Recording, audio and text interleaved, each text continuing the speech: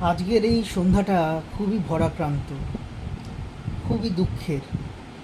হঠাৎ করেই একটা খবর পেলাম যে আমাদের খুব প্রিয় অভিনেতা, বাংলার, ইন্ডিয়ার রাহুল ব্যানার্জি হঠাৎ আজকে শুটিংয়ের টাইমে সমুদ্রে জলে তলিয়ে গেছে।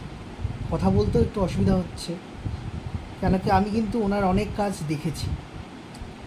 স্পেশালি লাস্টের দিকে যে পডকাস্টগুলো করতো সহজ কথা বলে, সেখানে ওনার যে আলোচনা তার গেস্টের সাথে, সেগুলো কিন্তু ভীষণভাবে সমাজকে নাড়িয়ে দিত।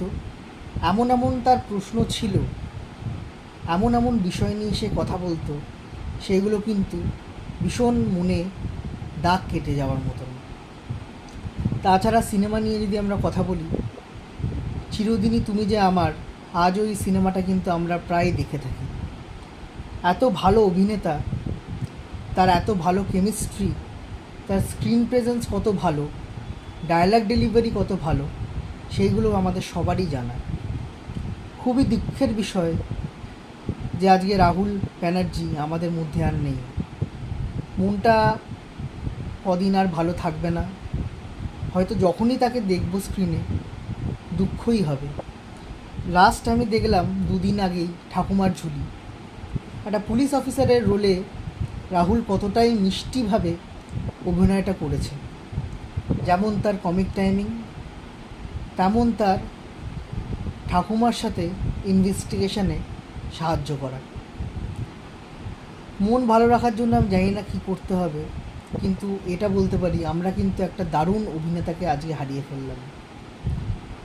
এর ছাপ আর এই দুঃখ আমাদের মনে, বিশেষ করে এই জেনারেশন যারা রাহুলের বেডরুম বলে সিনেমাটা দেখেছে, জ্যাকপট দেখেছে, সহজ কথা বলে পডকাস্টটা দেখেছে, চিরদিনই তুমি যে আমার দেখেছে, এবং অনেকগুলো ওয়েব সিরিজে বা সিরিয়ালে অথবা কিছু গোয়েন্দার সিনেমাতে যখন অন্য চরিত্রে উনি কাজ করেছেন, সেগুলো কিন্তু সবসময় আমাদের মনে থেকে যাবে।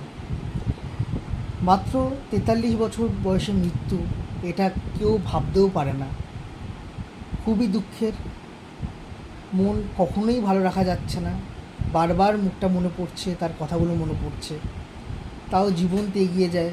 আমি চাই তার ছেলে বাবার মতন না হতে পারলেও কিছুটা যেন রাহুলের মতনই এত ভালো একটা মানুষ হয়। এটাই বলার ছিল।